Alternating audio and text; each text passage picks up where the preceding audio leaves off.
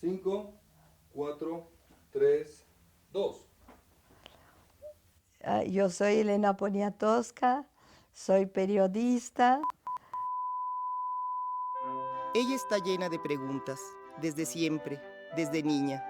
Elenita, inconforme con el clásico, se casaron y fueron muy felices.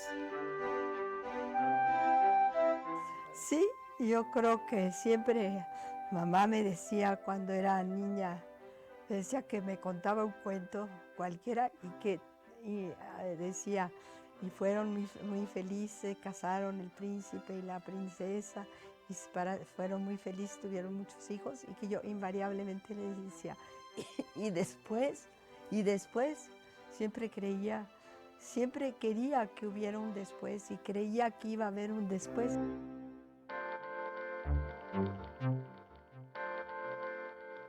Sí diría que es curiosa, que tiene una curiosidad nata desde chiquita, ¿no? A ella siempre le ha impresionado todo. Y también una supuesta ingenuidad, ¿no? Si te fijas en todas sus entrevistas y con todo lo que habla, nunca ves una persona muy segura, por llamarlo así, en seguridad como persona, ¿no? Es una persona que mismo ella se describe una persona chiquita, pues no mide más de unos 53, ¿no? Pero esa curiosidad y esa ingenuidad la ha llevado a donde la ha llevado, ¿no? Yo veo en ella una capacidad, aparte del asombro, aparte de la curiosidad que tiene para saber qué le sucede al vecino o a la comunidad, tiene una capacidad de bondad. La curiosidad de Elena, eso es algo insólito. Yo me acuerdo una vez que nos fuimos al mar, lo primero que hace, tú a las 7 de la mañana ya no la encuentras. ¿Dónde está Elena? Pues se fue a correr y ya está con los pescadores y ya averiguó y ya se fue nadando a un barco y ya supo que el barco era de Bélgica y ya regresó y ya ahí armó toda una historia. Elena Poniatowska nace en París en 1932. A los 9 años de edad, llega a México y a los 19 desata el nudo de su gran curiosidad al ingresar al mundo del periodismo. Helen, Hélène, Anel y Jacqueline son los seudónimos con los que firma entrevistas, crónicas y notas de sociales. Elena empieza en uno de los medios más pavorosos, el medio del porfirismo redivivo o la noche de los porfiristas vivientes. Empieza con, en esas reuniones, lo que una revista que se llamaba Social develaba, con los apellidos que hacían las veces de títulos nobiliarios, todo esto. Pronto se entusiasma con el periodismo y se va alejando. Y se le va considerando pintoresca en ese medio. No, como dijo alguna vez una de sus amigas, no traidora a su clase todavía, sino pintoresca. Ay, Elenita, que se entusiasma con cualquier fachoso. O ay, Elenita, que en lugar de frecuentarnos, se va ahí a andar en la lagunilla, como si en la lagunilla hubiera además antigüedades verdaderas, todo eso. Y no lo hace como un programa. Pienso que Elena Poniatowska, bueno, cumplió ya 50 años de trabajo periodístico, ¿no? Se inició en el periodismo un poco por casualidad, pero los límites en cuanto al género, pues claro que existen, pero el periodismo ha sido como la fuente de la enorme sensibilidad de Elena Poniatowska. Cuando se le ha tratado de descalificar, se piensa en que es periodista y no escritor, cuando el periodismo que ha hecho Elena Poniatowska ha sido de un extraordinario nivel literario. La curiosidad no mató al gato. 2 años son suficientes para que la joven Elenita demuestre un estilo propio. Con aplastante inocencia, la Pony, como le llama Carlos Fuentes, pregunta cosas simples, desentraña las más profundas y rescata con su pluma escenas, personajes pintorescos y cotidianos del barrio, de la ciudad, del país. Yo creo que hice entrevistas por una razón muy personal, porque estoy llena de preguntas y nunca he tenido una respuesta. Y entonces siempre voy preguntándole de una gente a otra, voy en todos lados, incluso en las reuniones, así, ¿y qué piensas tú de esto? ¿Y qué pasó aquí? ¿Qué pasó allá? Soy una gente muy muy insegura, muy preguntona. Elena, desde que la empecé a leer en el año 53, me parece, tenía un candor disfrazado de malicia y una malicia ataviada de candor que era muy, muy impresionante. En aquella época yo veía cómo entrevistaba y cómo iba creando personajes sobre la marcha de escritores o pintores que a veces no eran para nada personajes, pero ella tenía ese don de extraer lo fantasmático o propiamente o lo propiamente creativo de situaciones que no lo eran y de respuestas que no le estaban dando. Hay un vaso comunicante.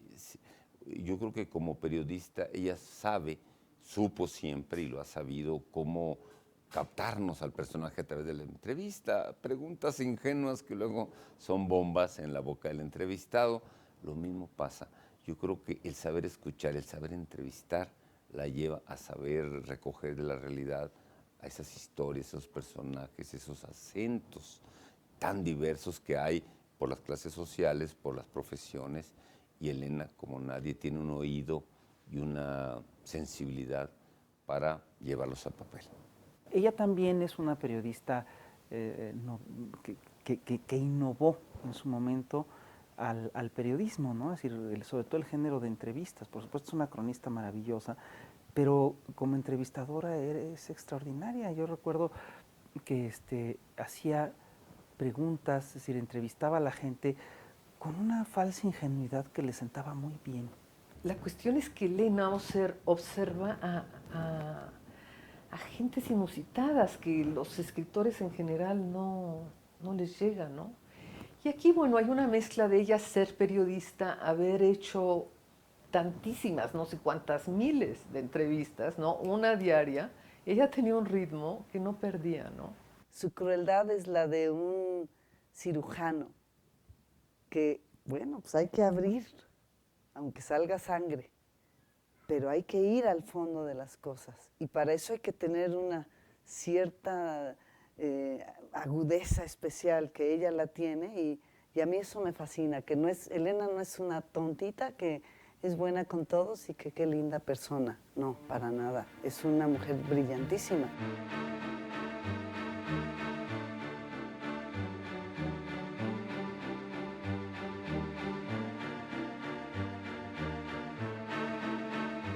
Es un personaje esencial en el periodismo, en el nuevo periodismo mexicano, porque nos enseñó a contar las cosas de otra manera, donde se mezclan emociones, sentimientos y no se pierde nunca de vista el telón social. Si uno ve los trabajos de Elena Poniatowska publicados en otros idiomas que se han publicado a lo largo de los últimos 30 años del trabajo periodístico de Elena, no desmerecen frente a ninguna entrevista de periodistas alemanes, ingleses, franceses, españoles, norteamericanos. Yo creo que son pocos los periodistas que prácticamente en solitario han provocado un cambio importante en alguna parte del mundo, en alguna sociedad, y este es el caso de Elena Poniatowska. Creo que ha hecho varias series de reportajes largos que han cambiado la historia reciente de México de una manera importante. El primero, posiblemente el más importante, el trabajo más reconocido, es lo de la noche de Tlatelolco. Es, sin lugar a dudas, un trabajo periodístico, ¿no? Fue un reportaje de largo aliento y es, me parece que uno de los libros centrales que permitieron justamente que el 2 de octubre no se olvidara. El oficio de periodista y esa búsqueda por encontrar un después en cada historia hacen que Elena vaya más allá de la cuartilla cotidiana que escribe para el periódico. En 1954 publica Lilus Kikus, libro mágico y lleno de olas de mar, asegura Juan Rulfo. Con este libro, Elena Poniatowska inicia una fecunda producción literaria que hoy cuenta con más de 30 títulos, algunos ya clásicos en la literatura mexicana del siglo XX. En el caso de Elena Poniatowska, que ha entrevistado a todo México, como se llama la serie de sus libros de entrevistas, pues ha tenido como un gran mosaico de lo que es la sensibilidad más rica de este país, porque desde los niveles socioculturales más bajos hasta los más altos, Elena Poniatowska sí ha logrado crear un mapa, ¿no? Pienso en una novela como La flor de lis o Las indagaciones de Tinísima.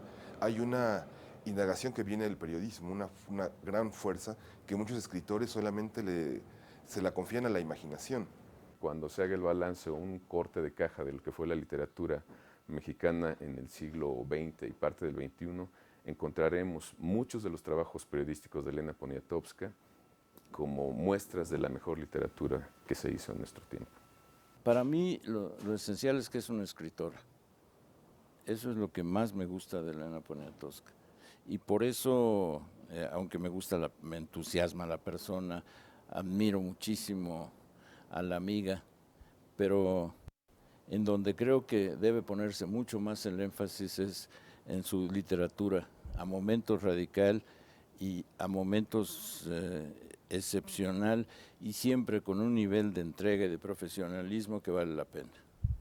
Hasta no verte, Jesús mío, insisto, es una obra maestra. Ese impulso por saber, ese curiosear en todo momento, en cualquier lugar, con el mundo entero, se reflejan en la extensa obra de Elena Poniatowska, aquella niña que no se detuvo en el final feliz, la entrevistadora que se atrevió a preguntar todo y a todo México, la ensayista machacona, la cronista preguntona, la escritora de sueños y ficciones que toman aire de la realidad. Elena Poniatowska ha permitido que ese discurso de Jesús Apalancares se universalice y permanezca entre nosotros como el de una parte de México que sigue viva entre nosotros. Sí, hay un personaje real al que siempre regreso, que siempre pienso en ella cuando me deprimo, cuando digo, ay, qué difícil es la vida, ¿no? Que decimos todos de repente, ¿no? Para seguir adelante, que es la Jesús Apalancares.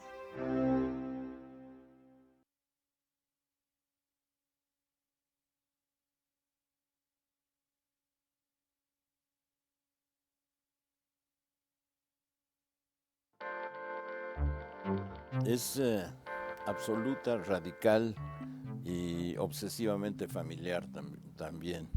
Su noción de los nietos como criaturas y continuidad de la especie, sin que me parezca, digamos, lo más entusiasmante que ella tiene, me resulta muy, muy conmovedor.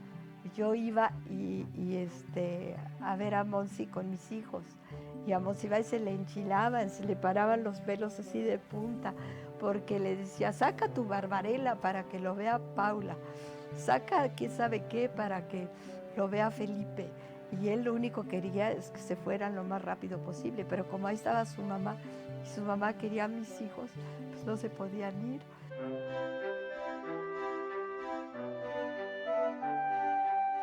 Ella es una enamorada. La palabra amor brilla en su nombre. Elena, hija, embelesada con Paulette Amor, su madre. Yo he amado muchísimo a mi madre. Fue una gran enamorada de mi mamá, una devota total de mi mamá. Aquí está pintada.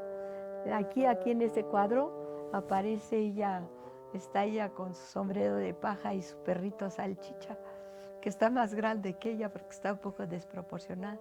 Y un campo de narcisos. Esto amarillo que se ve son unas flores de narcisos. Pero todo el mundo me dice que es una cursilería, que es un falso Monet, que es una cochinada este cuadro. Pero para mí es como rendirle todos los días un homenaje a mi mamá, recordarla. Finalmente, en la literatura de Elena están como los dos murmullos, ¿no? El del francés, pero el de una poderosa literatura en español. La mujer adulta, la mujer mexicana es Elena Poniatowska, pero el murmullo de la madre está ahí, ¿no? Es una abuela y es una madre y es una hermana y tiene un montón fue una hija excepcional, tiene una serie de virtudes familiares que revelan hasta qué punto ella la norma el sentido del deber. Ella es sentido del deber todo el tiempo, como escritora, como ciudadana, como madre, como hija, como abuela, como amiga.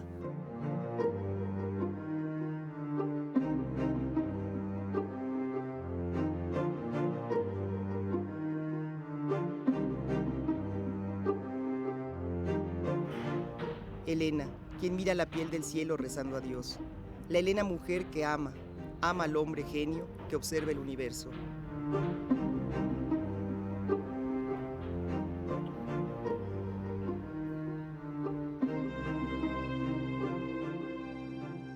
Yo de veras nunca vi las estrellas, porque alguna vez me llevaba. Hacía un frío espantoso, que no, él llevaba una chamarrota, pero hacía un frío espantoso.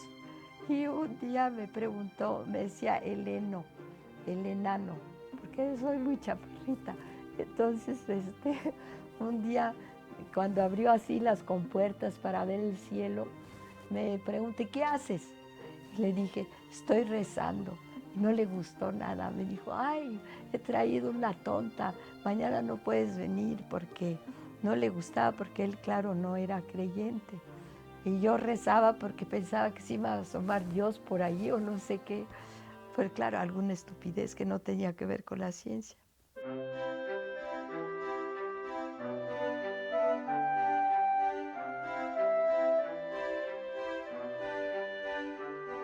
Los astrónomos son gente un poco difícil, ¿no? Porque viven en la luna. Entonces traerlos a la Tierra cuesta, ¿no? Y Guillermo era también una gente excepcional como Elena, pero en otra área. Porque mucho de lo que es Elena Poniatowska como profesional es culpa de Guillermo Haro, ¿no? Muchísimo. Los libros que he escrito, La piel del cielo, pues es la vida de Guillermo Haro en el fondo, ¿no?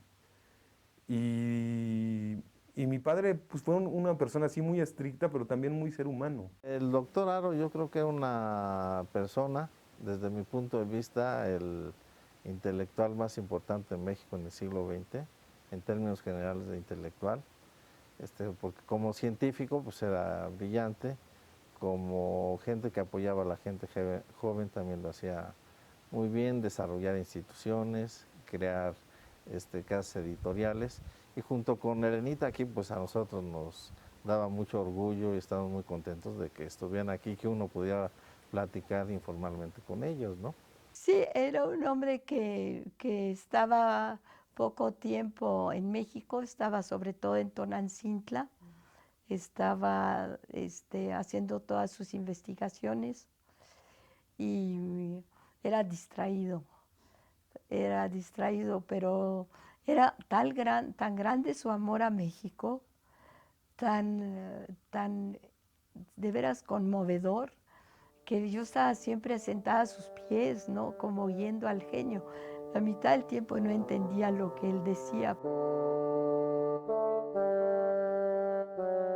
Trabajé con el doctor Haro, nos hicimos de mucha amistad y pues se hizo novia del doctor Haro, se casaron, tuvieron sus hijos, que es Paola y Felipe, ¿sí? Y de ahí se siguió la amistad muy bonita, ¿no?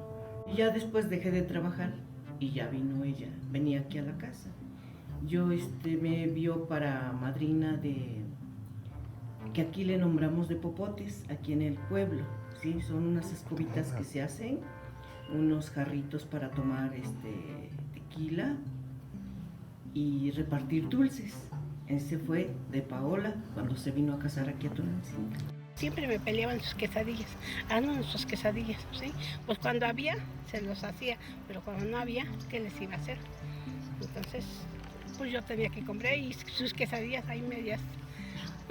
Tonantzintla también es una iglesia barroca maravillosa, lleno de angelitos gordinflones, así cachetones.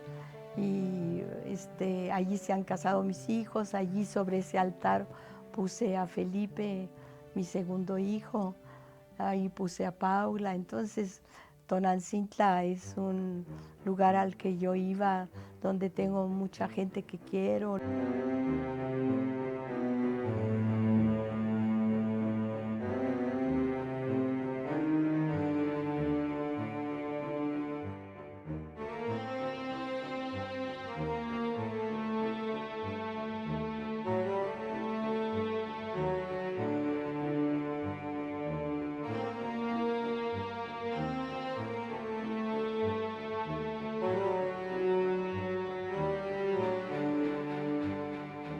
La mujer cautivada por Tonantzintla también es una enamorada de México.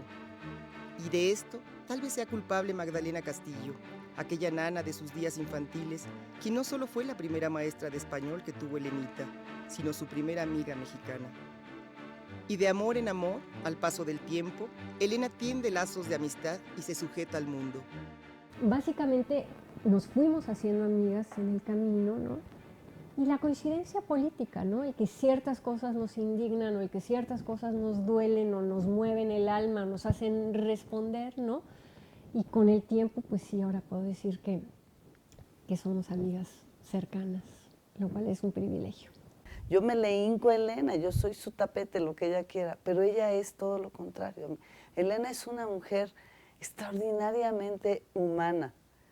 Yo no sé si eso quiera decir nada, pero es un ser humano como yo no he conocido a nadie. Para mí es el ejemplo más puro de lo que puede ser la inteligencia humana y la preservación de esa inteligencia.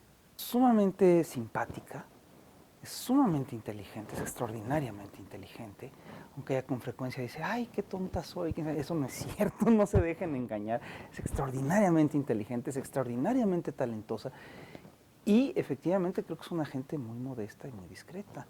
Y es una mezcla, y esto es una mezcla como muy difícil de lograr, ¿no?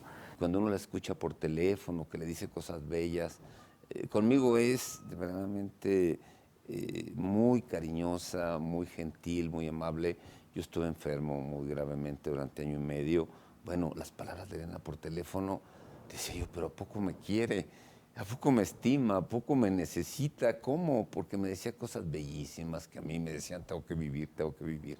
Entonces, esas cosas de Elena son desconocidas para la gente, porque la ven como un mito. Es difícil hablar bien de Elena Poniatowska por una razón, porque a uno no le gusta estar en lo cierto, y hablar bien de ella es corroborar algo que es evidente, efectivo, verdadero, y entonces decir la verdad en televisión es un contrasentido. Es auténticamente humana y en ningún sentido demagógica. Eso sería principalmente el hecho porque la gente la sigue, porque la admiramos y además esta hipersensibilidad para notar dónde hay un problema y dónde ella puede colaborar. Es una gente que está muy al pendiente de sus hijos y de los nietos, pero sin unos apoyos, entonces se tiene que levantar a las 5 de la mañana para terminar un artículo porque luego invitó a sus nietos a comer y entonces va ella misma al súper a hacer eso. Entonces, a mí me sorprende que a estas alturas de la vida ella no tenga una ama de llaves o una secretaria o un chofer o alguien que la ayude, pues, ¿no? Tengo unos hijos, y no solo mis hijos, los hijos de todo el mundo, ¿no? Los hijos de... No todo es tan personal, ¿no? Yo te puedo decir que yo quiero a todos los niños y es verdad. Quiero a los niños que vienen, que pasan por aquí. Quiero a los niños, los hijos de mis amigas. Me identifico mucho con ellos.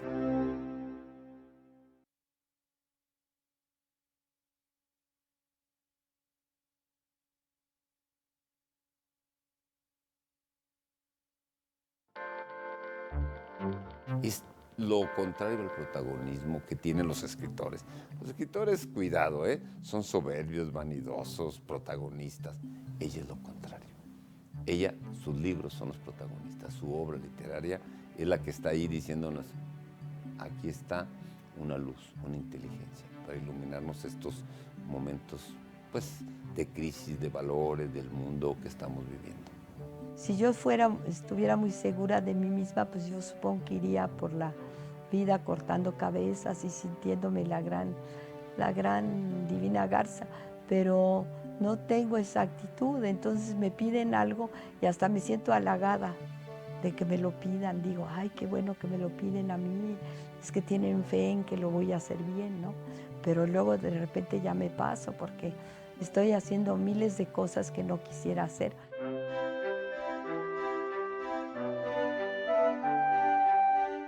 Para ella, solidaridad es más que una palabra, es una actitud para enfrentar la injusticia, es unir voces para gritar más fuerte, es marchar al mismo tiempo y por la misma causa. Cuando yo me inicié en el periodismo, tú no podías hablar de una colonia marginada o pobre o de alguna... No podías hablar de nada de esas cosas, porque denigrabas a México.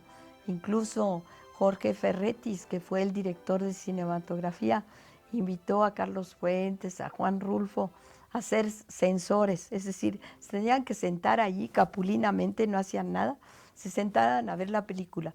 Y su única obligación era, si atravesaba un perro flaco así el escenario, tenían que decir, corte, este perro, la imagen de este perro denigra a México. Entonces se cortaba, se sacaba el pobre perro a pedradas y se volvió a filmar la escena. Era lo único que tenían que hacer. Entonces sí había una atmósfera de lo feo no puede publicarse, lo feo no se dice, lo feo no aparece. Elena ha apoyado mucho Sociedad Mexicana Pro Derechos de la Mujer, Semillas, que es una financiadora de proyectos de mujeres. Y yo te diría que si tú le preguntas a cada uno de los grupos feministas, Elena ha hecho algo por ese grupo, ¿no? Ha acompañado, ha prestado su voz, ha dado una conferencia, ha ido a algún tipo de encuentro, ¿no? Entonces, yo creo que ha hecho pues casi todo y nos ha acompañado a las que tenemos, digamos, causas muy definidas en ese proceso. Yo creo que es muy justo que se reconozca esta labor que hacen escritores, que realmente se entregan y que están en contacto y que están metidos en medio de la sociedad, que no están sobre la sociedad ni debajo de la sociedad viendo cómo molestar al prójimo.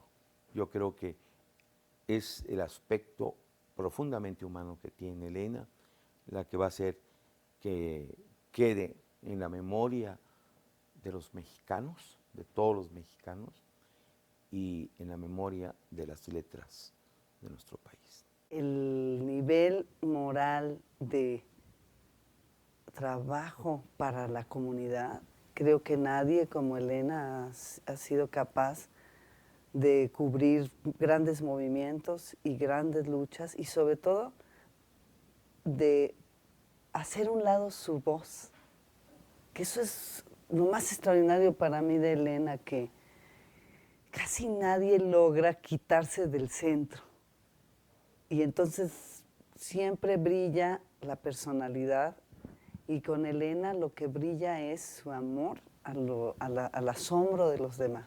Pero siempre está preocupada por los demás.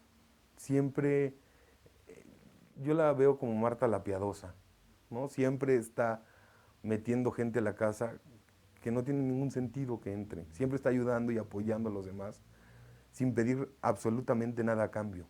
Todos en esta vida, menos Elena, que yo conozca, ¿no? Te piden algo a cambio. Todos. Escritora la primera, es Elena, es Elena, es Elena Poniatowska.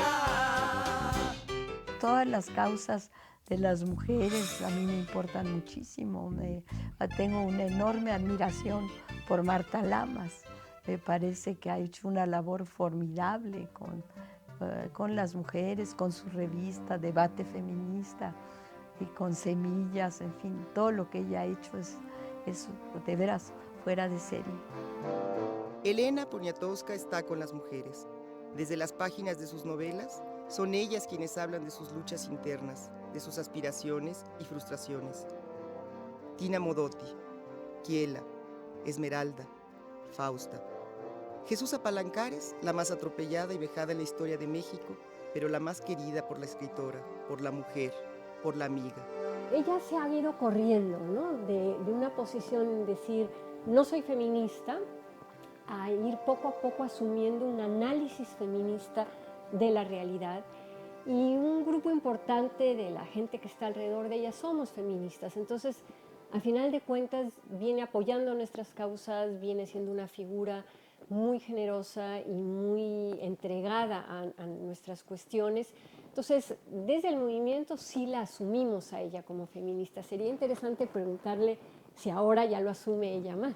Yo creo que Elena no empieza como feminista Es una causa a la que llega por vía de la entrevista, de la participación en movimientos y del ir descubriendo la pavorosa injusticia. Cuando descubre la injusticia como una estructura orgánica que determina la vida social, es cuando se acerca al feminismo, no antes. De todas maneras, liberación era también otra palabra muy fuerte.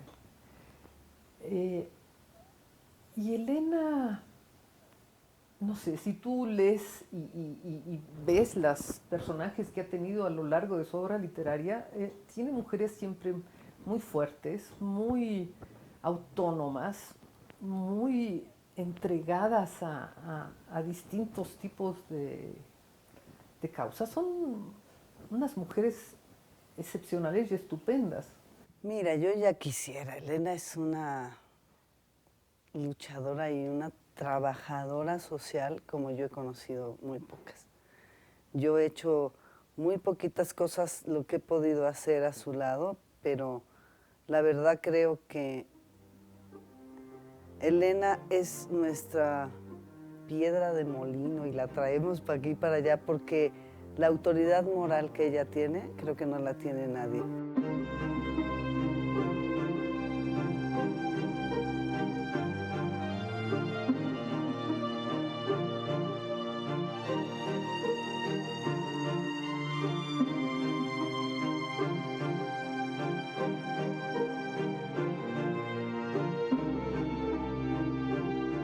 Sobre todo, por ejemplo, en la injusticia que se ha cometido en Chiapas y que los acuerdos de San Andrés no se han puesto en práctica, ¿verdad? Uno central, me parece, es el sentido de solidaridad.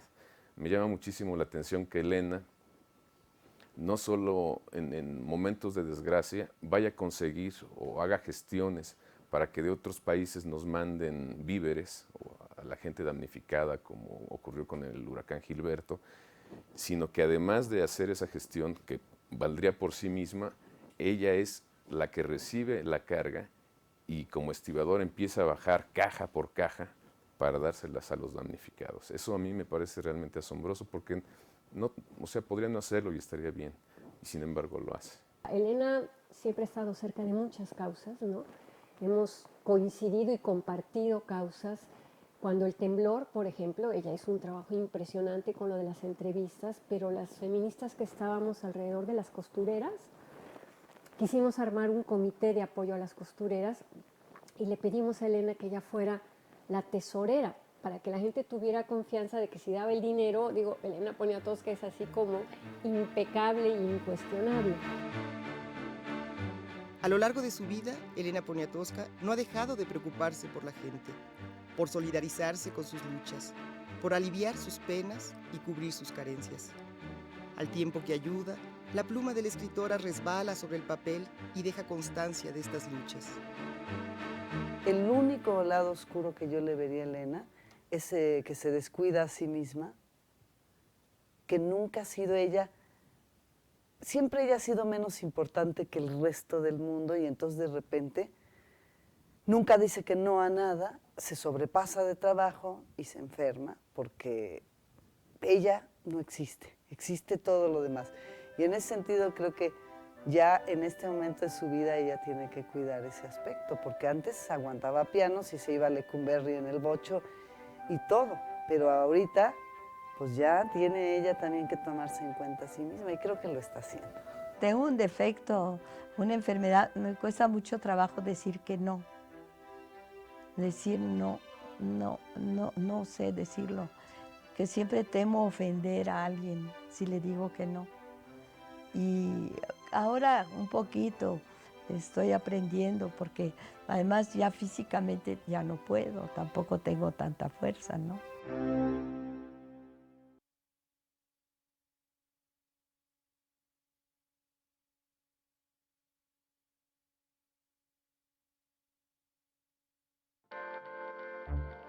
Es una persona pues, que no entra con bombo y fanfarria como muchos otros entran, ¿no? Y que podría entrar así, pero no le interesa. A Elena a eso nunca le ha interesado y nunca le va a interesar. Cuando yo tengo que dar una conferencia, antes de darla, sufro. digo, ay, lo voy a hacer muy mal. Luego cuando tengo que hacer una entrevista otra vez a estas alturas, también ya llevo muy preparadas las preguntas y todo, pero sufro.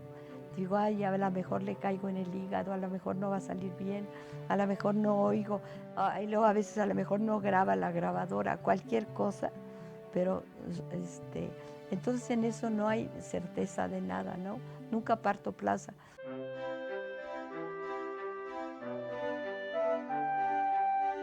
En el pasado familiar de Elena Poniatowska hay parientes reales, héroes nacionales y figuras de abolengo que se mueven orgullosos en un triángulo polaco-franco-mexicano. Qué maravilloso que una princesa polaca, hija de príncipes que podrían gozar el glamour del hola, ¿verdad?, de esas revistas, aparecer ahí, sea una de nuestras escritoras más comprometidas con los cambios sociales, con los pobres, con los marginados y con las mujeres, de todos los tiempos y de todos los estratos sociales. Una persona que puede estar viviendo en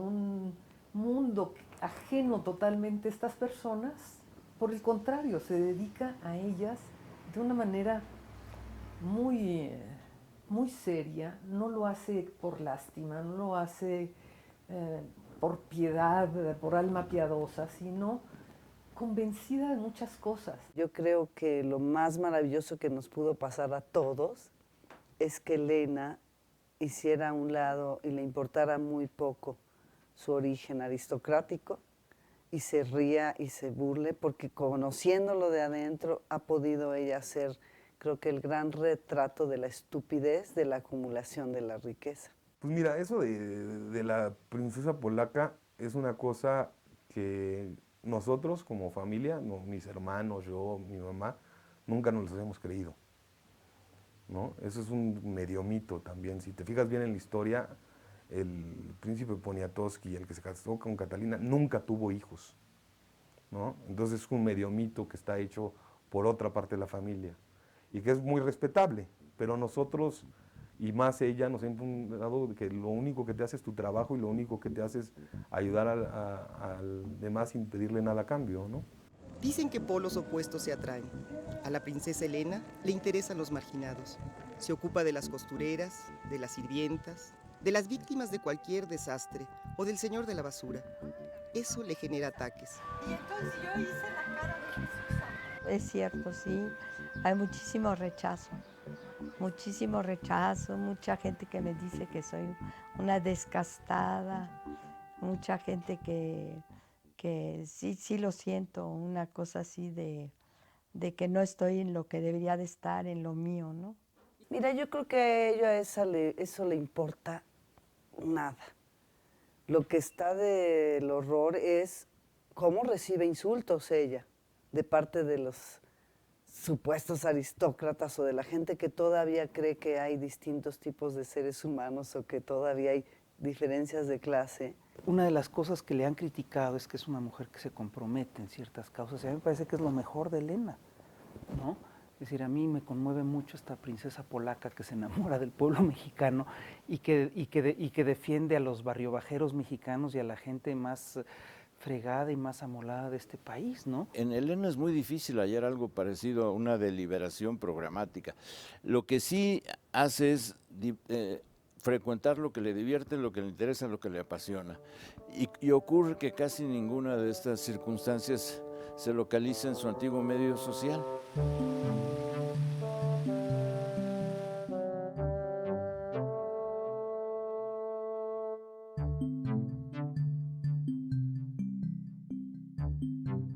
No hago gran cosa.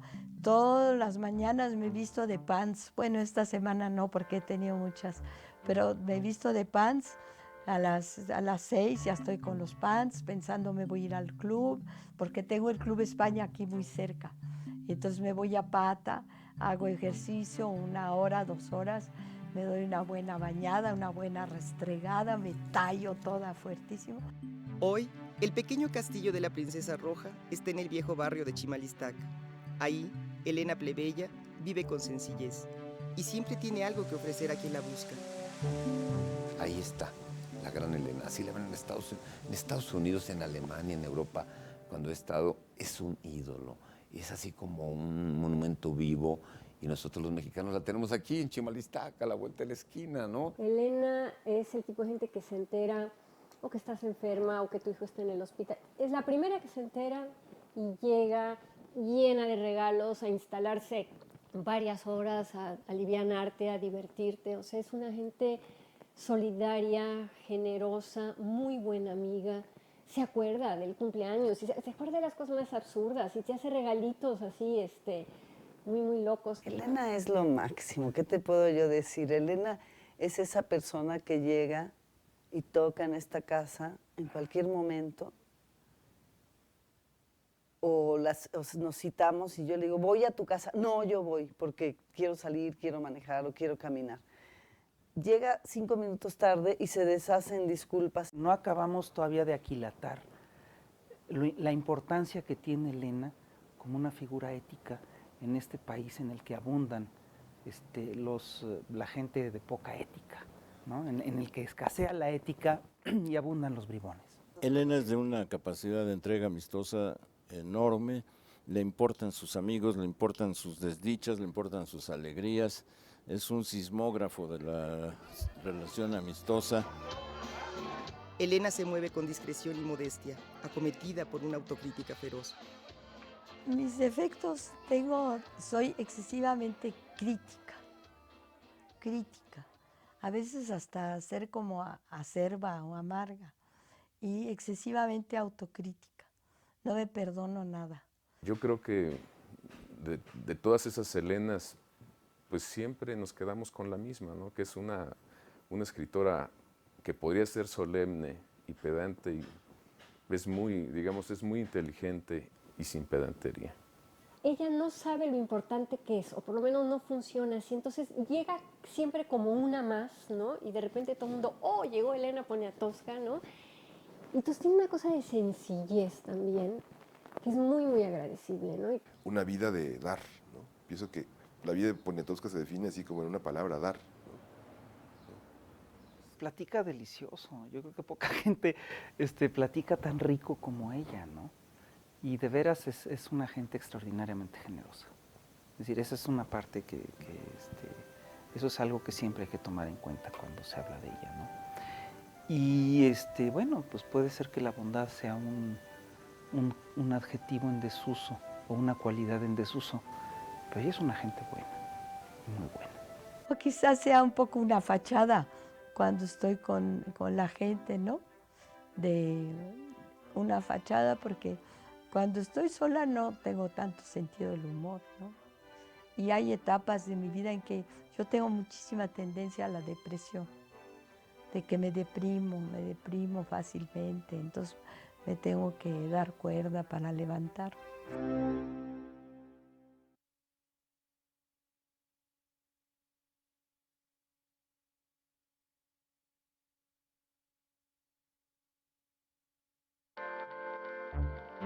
Yo a veces pienso que no estuve lo suficiente con mis hijos, pero mis hijos me dicen, sintonízate, mamá, enchúfate, ya no estés repitiendo eso, ¿no? Entonces los veo sanos, los veo bien y digo, bueno, pues hice lo mejor que pude, ¿no? Y ya no voy a destrozar o criticar tanto a mí misma. Yo le contestaría que no nos ha faltado, que siempre ha estado ahí, en las buenas y en las malas siempre ha estado con nosotros. Y que pues, si quiere y cree que necesita nostalgia, pues debería estar más con nosotros, ¿no? Debería dedicarse menos a escribir y estar más con los hijos. Elena Poniatowska, descendiente del rey de Polonia, francesa por nacimiento y mexicana por decisión, es autora de más de 40 libros que abarcan casi todos los géneros, muchos de ellos referentes obligados y merecedores de distinciones y reconocimientos. Medio siglo de desbordada curiosidad y talento han colocado a Elena Poniatowska como una de las mejores escritoras, no solo de México, sino del mundo. Hay mucha gente a la que le pesa más la alcurnia o la herencia o estas cosas. Lo importante en Elena es lo que ella ha hecho. Y yo creo que de veras Elena va a ser uno de los grandes personajes del siglo XX y del siglo XXI. Y Elena es un caso especial que oye cómo hablan las personas cotidianamente y lo lleva a la literatura, lo convierte en hecho artístico, en metáfora poética. Entonces a mí, cómo hablan, porque él habla de esos personajes, los denuncia su clase, su condición, un político corrupto que se envuelve en el lenguaje o una empleada doméstica que una dosis de humanidad y de denuncia a través del lenguaje. A mí me ha llamado muchísimo la atención que, por ejemplo, tanto Elena como Monsiváis, hasta en estos días empiezan a publicar libros de ellos, por lo menos en el caso de Poniatowska, el Fondo de Cultura Económica, y me alarma que todavía ellos no formen parte del Colegio Nacional y pues hayan recibido hasta hace muy pocos años el Premio Nacional de Literatura. Si uno quiere ver a la escritora, tiene que ir más a Fuertes el Silencio y momentos, por ejemplo, de Paseo de la Reforma, a todo lo que en algunas crónicas como De Gaulle en Minería, un cuento como De Gaulle en Minería. Yo pienso que el mayor riesgo que se tiene a la hora de valorar la obra de Poniatowska, pienso que el trabajo más ambicioso que hace falta es el vincular todo el trabajo periodístico y el trabajo literario. Tiene la gran facilidad, Elena, de fijarse no en lo trascendental, sino en los detalles humanos, por pequeños que sean, para graduar la manera como lo va a tratar, tanto en su obra literaria como en su obra periodística. En el tren pasa primero, Elena nos transporta en un vagón a la nostalgia y rescata del olvido al movimiento ferrocarrilero y a sus líderes. Bueno, ahorita le tengo simpatía a El tren pasa primero porque como ahorita estoy hablando de esa novela, de ese experimento, pues, y acaba de salir, pues está chiquita, ¿no? Entonces la tengo como que agarrar de la mano, levantar del cielo y del suelo, enseñarla a caminar, ¿no? Pero no, yo siempre tengo lo predilecto es lo que voy a hacer, ¿no?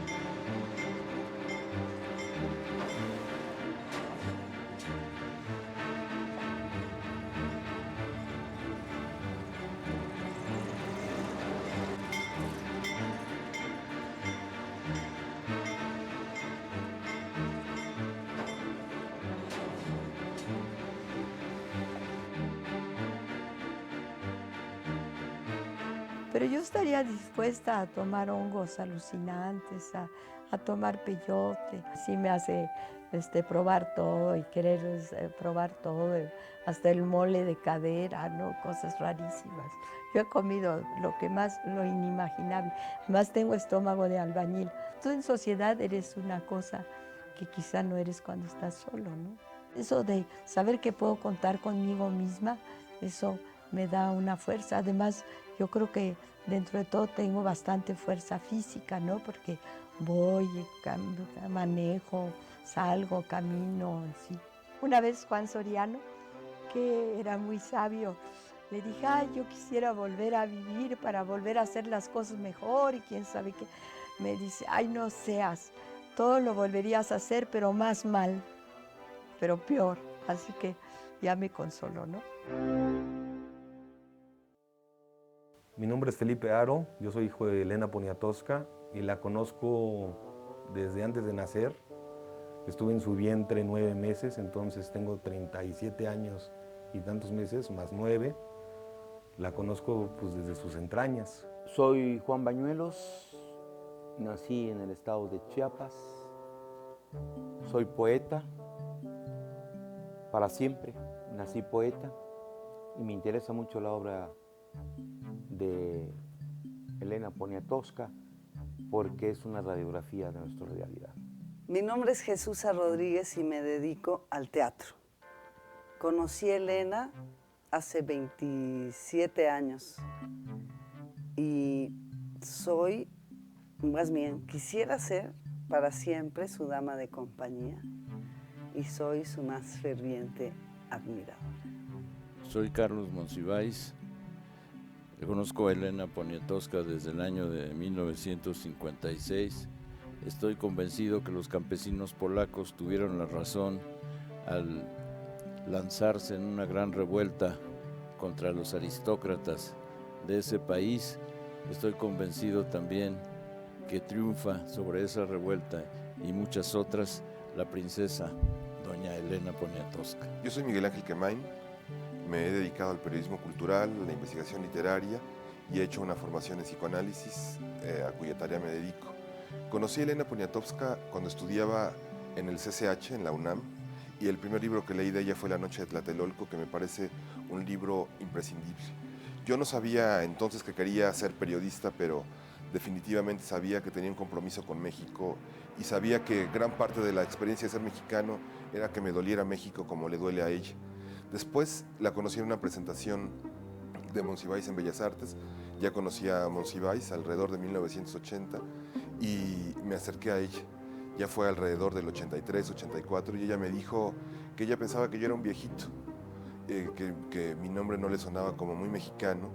Y yo le pregunté, viejito, ¿a poco hago cosas tan aburridas, Elena? Le pregunté y me dijo, no, hace cosas serias, rigurosas.